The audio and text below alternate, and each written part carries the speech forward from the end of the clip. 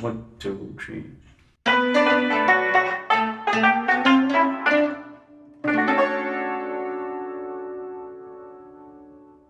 Welcome to another episode of Coffee Chat, and I'm Sangwa. I'm Anson, and we're from Eastern Music.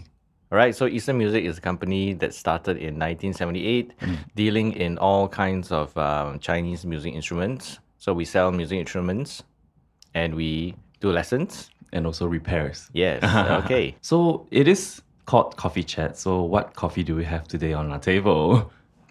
I'm not sure how you pronounce this. Chef. It's an Americano. So Laopan likes his Americano. And for me, I'm an iced coffee kind of guy. So it's a kopi C kosong thing. Yeah, I always drink my coffee hot. Yeah, I like to drink ice with no sugar. So speaking of no sugar, things might get a little bitter today because really? Because we're gonna touch on a very interesting and not widely discussed topic. I think it would be nice if we just chat a little bit about the different types of conductors that we meet or come across in Chinese orchestra. Okay. I think we're not going to limit it just in Singapore, but maybe like the general region here the foreseeable region, because Because you are from Malaysia, so you that's do right. have And I also experience as well. might have some experience stories to share. Not my own. Maybe I have friends from Malaysia. Who knows?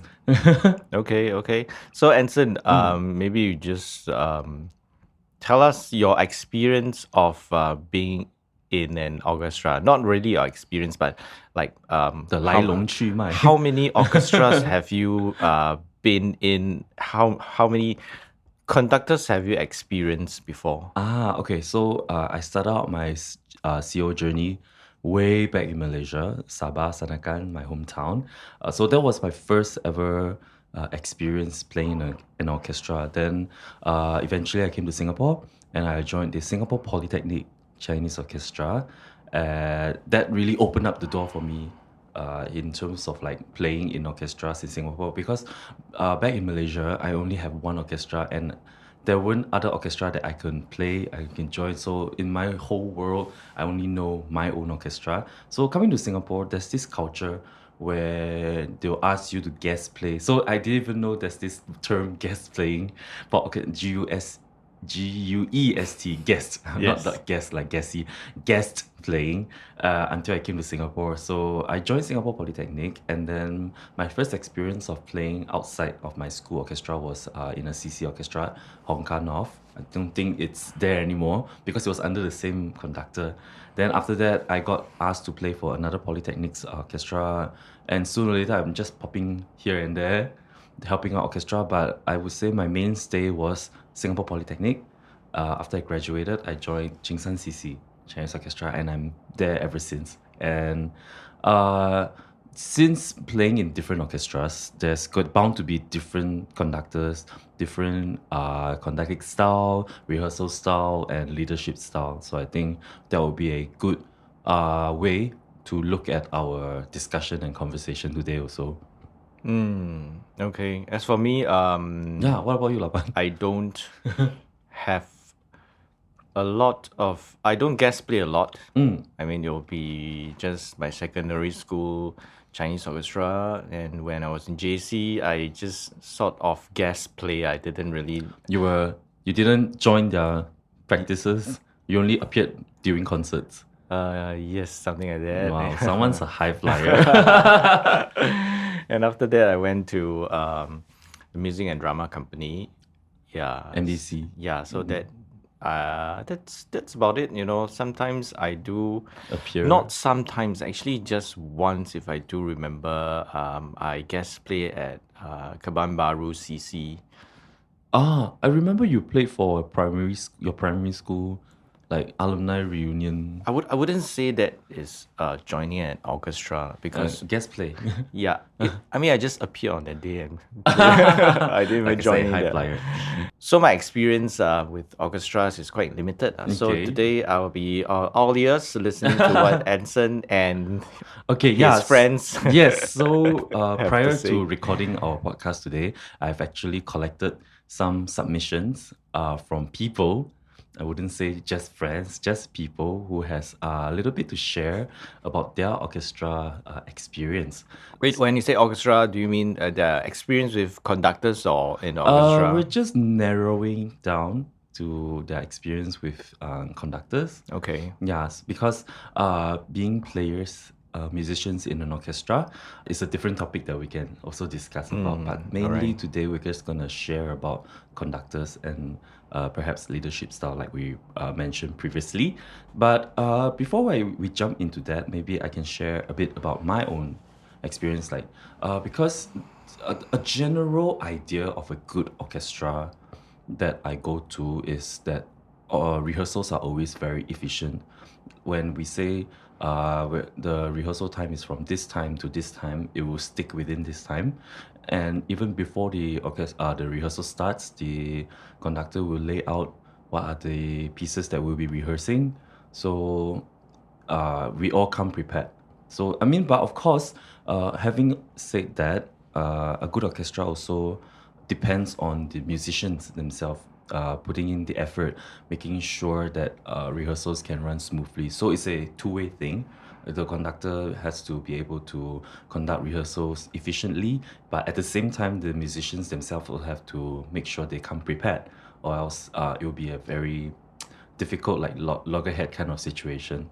Okay, so my experience in general, because I did play in a few orchestras, like we mentioned just now. Most of the orchestra that I'm in, I'm quite happy with how things are run because, yeah, like I said, everything is just very efficient. And one thing I like is that we usually don't add practices. Like even coming up to the concert date, we just make sure that the orchestra musicians are well rested and they don't get overworked. Yeah, so I think that's a good benchmark when it comes to joining orchestra. I mean, for me, at least. Yeah. Okay, efficiency and punctuality. How to pronounce the word? Punctuality. Punctuality, yes. Yeah, okay. Yeah, but in some of our defense, I mean, I myself is also guilty of it. Sometimes I'll be late for rehearsals as well. And rehearsals tend to, I mean, I'm not the only person late that causes the rehearsal to start late, but like sometimes the conductor will wait for more people to come, or else he has nothing to conduct also if there's only like 5-6 people there ready to go. Yeah, so I think with that in mind, yeah. Okay, so you talked about what makes a good orchestra, but The conductor. you have not talked about what makes a good conductor. I think the character of the conductor is quite important also because sometimes when we join orchestra, it's not just because we have a lot of friends. I mean, that's a big reason why we join orchestra also because human we thrive in social interactions and also being in a community.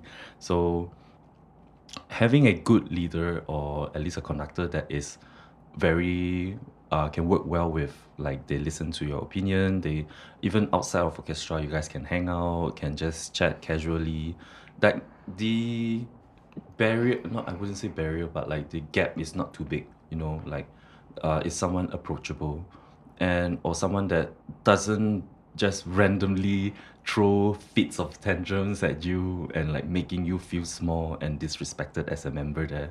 I think that also makes it quite enjoyable to be led under such a conductor. Yeah, that makes you feel noticed, makes you feel heard, and makes you feel respected, and like you're really part of this big orchestra, this community. You just now you said makes you feel hurt together with Oh, them. HEARD. Heard. Sorry, yeah, I had to Hurt. work on my heard and Okay. hurt. Just clarifying. Yes. for, So yeah, these are the Okay. qualities that I look for if I'm in an orchestra. All right. So yeah, please go ahead and see what your contacts have to say about the conductors they have experienced before. Okay, so what I'm about to read to you is just submissions from a few people, and I'm reading it word for word. Yeah. Okay. So here we go.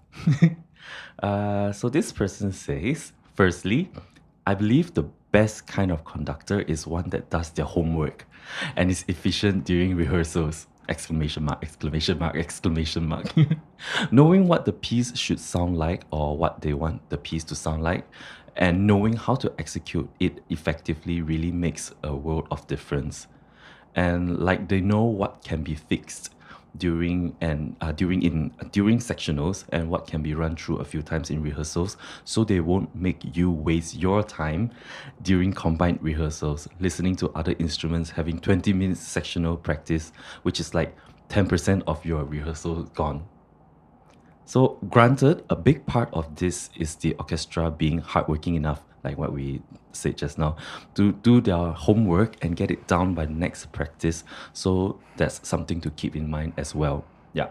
So, basically, what this person is saying that the conductor need to do their homework also. So, we mentioned that as musicians, we have to practice our parts before going to orchestra. So I think what this person is saying that half of the effort also comes from the conductor themselves, because they gotta know where are the cues, they gotta know how they want the music to sound like. Because I think you and I can agree, music is quite subjective. Sometimes it depends on what we're feeling also, right? So conductors gotta jot down on their their scores to make sure that they can always conduct the same way, because musicians sometimes they join in late, or sometimes some musicians just join in from day one up to concert date, and the conflicting information might be quite troublesome if you're a musician yourself. Okay. So yes, I do agree that the conductor has to do their own homework. But sometimes it is so. Of course, the best scenario would be the conductor knows the work inside out. Yeah, but a lot of times, they get scores which they don't even have 总谱, like here and The there. master score, master copy. Yeah, the master score. And I do have a bit of experience conducting because I actually had to relieve secondary school for like just 2-3 lessons. So for teenagers, secondary school. Yeah, so I find that it's actually quite a nerve-wracking experience, even though they're teenagers. I find that I need to know the piece very well in order to be able to give constructive comments. For example, pieces like 精神狂舞, you might not have a master score, so you just have to, based on what you know, to correct along the way. Yeah. So actually, I just now you read that one of the things is the conductor spending like 20 minutes on a certain section. That's right. Yeah. So, I mean, if it is the player who is not, the players in that section that's not doing well, of course, I think it makes sense, it is understandable that he spends 20 minutes on it. But if he's spending 20 minutes on it because he is, like, for example, an erhu player like me, then I would know that, how it needs to be played. So I spend more time on this while neglecting the other sections. Yeah, then maybe that is not a good idea. Yeah, so actually, to that point, the person continued. So there's also a different kind of conductor that is so inefficient that they cannot get down one thing even with consecutive days of rehearsals. Why? It's either because they cannot remember how they directed or conducted a particular part of the piece, so every time you reach that part, it's a surprise. Or it's because they find another random part of the piece and they pick that heel and die on it. Okay, that's a little harsh. And then congratulations, another 20 to 30 minutes of your life gone. This person, I can sense a lot of frustration And anger, yes. Yeah, in this person's rehearsal. So what is this person saying in this part? It's just saying, the person is just saying that, I think it's just to continue on how when conductors, they don't write down their notes, and once they reach that part again, then they find something new, or they find random parts of that passage that they want to rehearse, and it just makes it very inefficient. So I think the point that we're driving in so far, right, is what makes it not pleasurable, not happy, not fun to play in an orchestra in terms of conducting style is when things get like things keep repeating and things cannot be fixed and it's just very inefficient and it's I wouldn't say boring, but like other sections might not get a chance to play their parts and it will just get very dry hearing the same parts over and over and over again. Yeah. Okay, so in essence, I think maybe a good conductor would make notes and make sure that he or she remembers what he talked about at certain parts so that when the part comes the next time, the next practice, he will do the same thing and not come up with surprises, right? Yeah. Yeah, I mean, okay lah. I mean, I individual. mean, my personal experience is, for example, this bar, there needs to be change in the dynamics. Like the score says, need to be piano, but the conductor thinks that need to do a forte piano before coming in. And then I remember being in that orchestra. Members usually come slightly later when near a concert, and every week the conductor will have to remind the musicians that there's a change in this one. So the conductor consciously made a note there to remind the musicians to always make sure to make those changes, or else it's going to be very ineffective to stop and retry until everyone got. So before entering that part, the conductor will already say like, okay, it was 2 weeks ago we already made these changes, so please write it down so we can move on quickly and move to other more difficult parts. Yeah. Okay. So here's another submission. The person wrote, a major red flag for conductors is that they act way too friendly with you. Okay, in what context? Let's see. So unless this is a teacher that you've followed for years or has seen you grow, presumably from a kid, and you have a real connection with, there is no need for a conductor you hardly know to be all up in your personal business and even mention it in front of the whole orchestra. Or maybe they expose like certain relationships or something, I don't know. You don't have to spill your deepest, darkest secrets to them even if they ask. And it is normal to feel uncomfortable and politely end a conversation if they are asking too much about your personal life. And if they act so friendly that they physically touch you, it is okay to back away. Oh my god, this is getting a little It is okay to move away from a touch or grab of your arm or shoulder if it's unwanted, and you do not have to let it happen because it's a teacher or a conductor. So I think right now we're touching on like very personal matters. Yeah, I mean, this is not only true in orchestras. Yeah, I think you know. in work environment, Yeah. school, I think this is a very good example of knowing your boundaries. Yeah, everywhere lah. I mean, just I just want to say that although I mean, the conductor is like a figure of authority, so sometimes you might be peer pressured, you know. Not peer pressured, you might be pressured into accepting things that is It's the norm. no, accepting things that is not the norm. Oh, sorry. Yeah. What I meant was like accepting it as if it was the norm. Okay, yes, both ways works. Yeah, so just a reminder that I mean they're just humans like us, you know, conductors. Just like teachers also, not only conductors or instructors, they're all humans like us. So if you do not need to feel pressured to accept things if you think that the person is asking too much or the person is getting too close to you, you know, just back away. Yeah, correct. Okay, but on that topic, have you heard of anything? No. Have you? Have you heard of any instances? Okay, maybe now that I'm reading it, perhaps the conductor is just someone who likes to like tap on your shoulder when they talk, or just like grab your arm and when they have something exciting to tell you, perhaps. I'm not sure. I mean, I did hear someone talk about some instructor who, yes, when they talk to you, then they would like to Pat you like, pat hey. you on shoulder Or touch you on the hand, maybe. Okay, maybe I'm not sure. I never really registered this kind of thing. Plus, I mean, I would think that those are what old people would do, lah. yeah, perhaps. Yeah, Boy, girl. Maybe if the okay, But yes. yes, I think it's important to know your boundaries.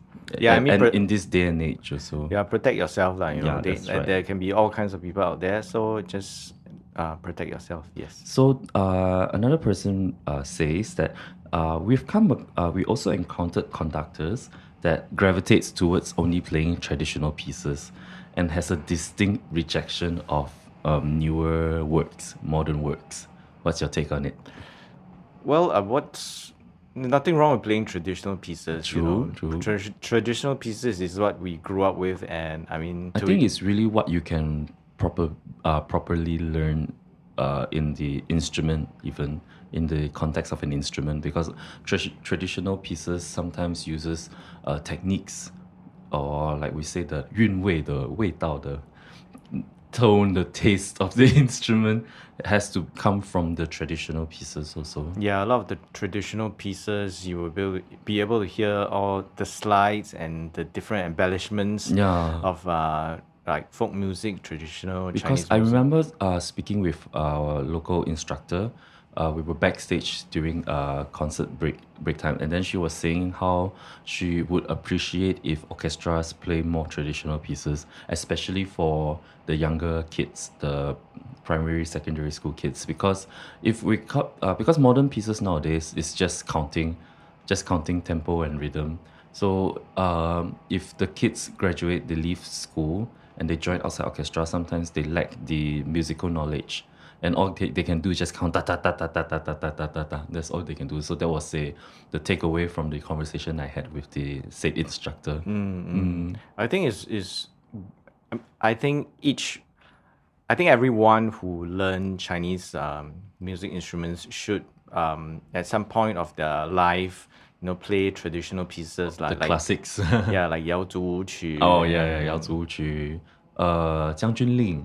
Yeah. So I mean, all these pieces actually compared to the modern pieces, they are relatively easy. I wouldn't say so. Really? Actually, some traditional pieces are way more difficult because musically it's very difficult to pull off. Musically, but technically it's much easier compared to debatable, subjective. Newer songs. No. Debatable. Like I mean, when you play, for example, what's a very recent or recently the more like 大众化, like people like to play is either 太阳颂. Okay, even saying 太阳颂 is a bit 2020s. We are in the 2020s, sorry. Early 2020s, we're reaching the mid. So it was 太阳颂, 印象国乐, and lately 干将莫邪 is. So do these songs have much more like semi-quavers? It's more technical, especially 太阳颂 first movement and fourth movement. There's a lot of semi-quavers running notes here and there. There you go, Yeah, so it's just yeah, so the traditional songs they do not like we mentioned 瑶族舞曲, 将军令, 秦兵马俑, all this, they are very thick in terms of musicality. Like you really have it's a benchmark to showcase how good your orchestra is. This to showcase like traditional pieces. 飞天 is another like one. my daughter is actually in a school orchestra, and recently she's playing 瑶族舞曲, and I'm like pleasantly surprised. Wow, you're playing this song. This So is nice. we're revisiting the classics. Yeah, I mean, I think it's good that they get to play all these songs, because before that they were playing what? 唐翔? Yeah. Okay, I think like we're that. slowly slipping out the orchestra already. Never mind, it's okay. I mean, it's not that I am saying bad things about the orchestra. Yeah. But everything is about a balance.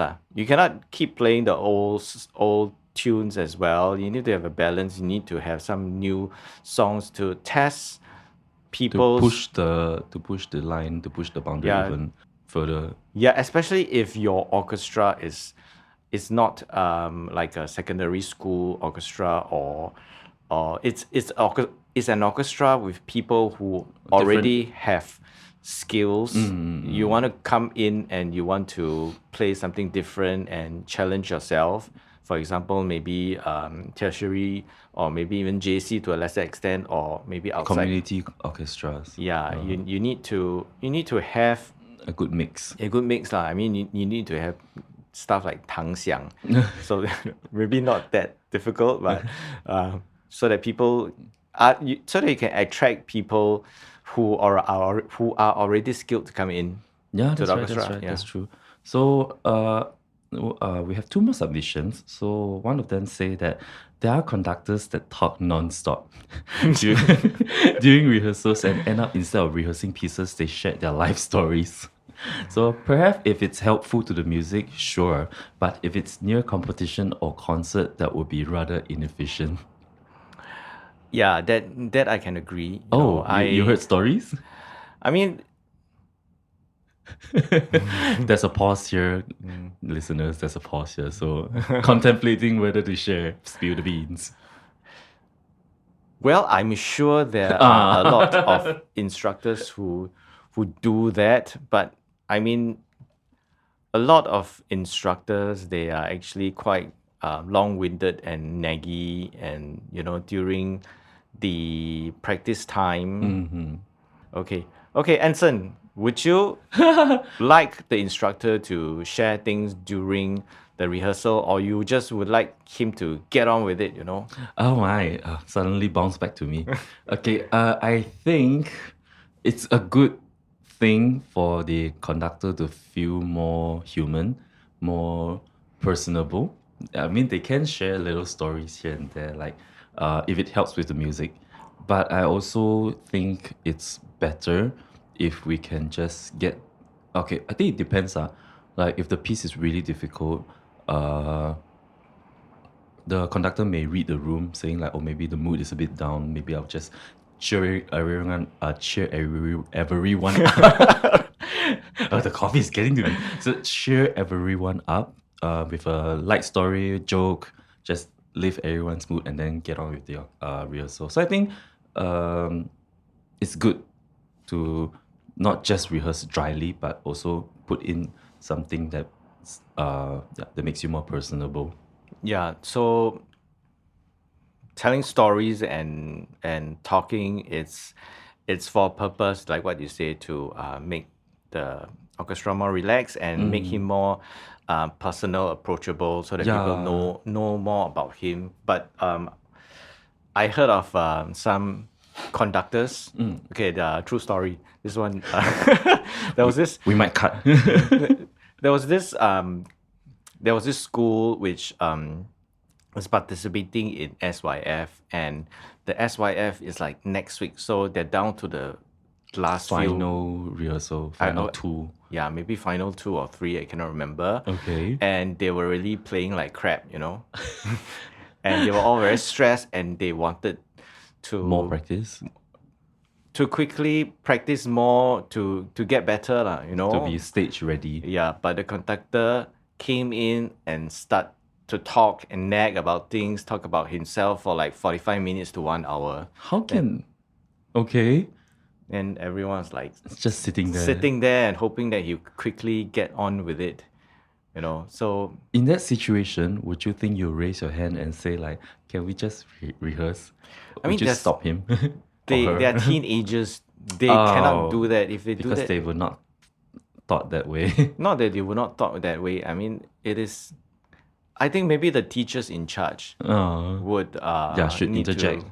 and say, we are running short of time. But sometimes maybe the teacher in charge wouldn't know that he will carry on for so long. Yeah, so I think everyone plays a part. If perhaps there should be checks and balances. Okay, this is getting a little authoritative, but like if there needs to be a good balance of everything, basically. No, I think it's it's quite clear cut lah. Do not be naggy and Okay. talk so Yes, much fair enough, about fair enough. yourself or about nagging students about their.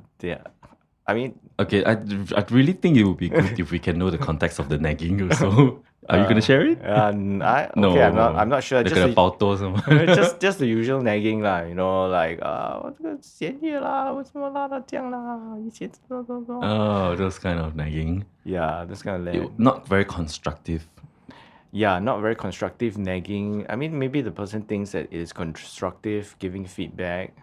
But not in a way that puts people down, maybe, or like doesn't get to the point. Not in a way that puts people down. I don't know, like I'm not there, so like makes them feel like I'm a bad player. Well, I think it's quite clear cut that nagging is no good, especially nagging for long periods. Sometimes it's just the conductor's personality. Yeah, the person needs to be more self-aware. We have one last submission, and just a quick look at it. It looks a bit technical, so bear with me. But I also think this person has a point to drive home. So the person says, there's a huge variety of conducting styles. Western trained conductors usually like to conduct ahead of time, i.e., that's it. Their upbeat actually is their downbeat, and they usually give the mood, parentheses mood, or treatment of note or phrase well in advance, whereas typical Chinese orchestra conductors only give such cues much closer to the phrase itself, sometimes on the very last upbeat before it. So most conductors, this person's seen, have very standard conducting stroke, which can be a bit dull. But those without the standard conducting strokes fall in opposite ends, two opposite ends. Either one is very musically driven, while the other can get sometimes a little messy. Yeah. So I think what the person is saying is that different conductors, even though they don't have the very usual like 1, 2, 3, 4 stroke, they imbue more mood driven, musically driven, but sometimes it gets a bit messy. Because some musicians might not understand the stroking. Some musicians might think that it's giving the wrong signal. So as the musicians, they might feel a bit unenjoyable, or it might feel very messy to be in this orchestra. Yeah, I think that's what the person is trying to say. Okay, that means the conductor is too advanced for the orchestra. Advanced might be a subjective word also, yeah. But again, because this is just based on the person's experience, there's not much context on the level, like at what level the conductor is at, or whether it's a student orchestra where the musicians are students, or adults like us, it's like semi-professionals. So yeah, but I think in general, it is a little daunting to play in an orchestra where they don't understand what the conductor is doing also. So things just get messy. Okay. Yeah. Have you been in? I mean, of course, you don't have much experience as much as we do in terms of like playing in orchestras, but have you heard any stories? Actually, to be honest, I'm always not very aware of what the conductor is doing during the time when I was in an orchestra. Somehow the music just goes, and I just You just follow. I just follow lah. And a lot of people say that you should look at the conductor. I'm one of those people who do not really look at the conductor. You're the conductor's worst nightmare. But I have a good ear, so I do listen to the music, and I do follow the music lah. But yes, I do understand what the person probably trying to say, that some orchestras that are really the conductor is not really very proficient, so it makes things really messy. And I mean, to that I would like to say that okay, sometimes it depends on the setting. Of course, if you are in a professional orchestra, or if you are in a school orchestra that is gunning for SYF distinction, then it is very important to have a good conductor who can bring things to the next level. But if you are joining an amateur orchestra, the conductor might be there as a volunteer, or might be just taking a nominal amount of fee to be there, because the fee will not be able to engage someone really good. So the person is just there to take It's you just off. that. That's kind of sad. No, I haven't finished my sentence. Just there to take you through the orchestra practice, to let you all have a good time playing pieces. So yeah, I mean, give the instructor some slack. And as long as it does not abuse you physically or verbally, Make you and uncomfortable. make you uncomfortable, Yeah. you go there and enjoy the music, enjoy your friends, The company, the community. enjoy playing in an orchestra. I think that's fine now. So if you are a player looking for an orchestra to join, do let us know, because we do know of quite a few orchestras for leisure players and also for people who have a certain skill level, because they play pieces that really require you to practice. Yeah, And like 你要拉得动, you need to be able to play. yes. Like your orchestra, right? Yeah, I Ching San. mean, okay, so that's all the time we have left for this episode. Thank you so much for listening up to this point, and we hope to see you again in our next episode. Bye-bye. Bye.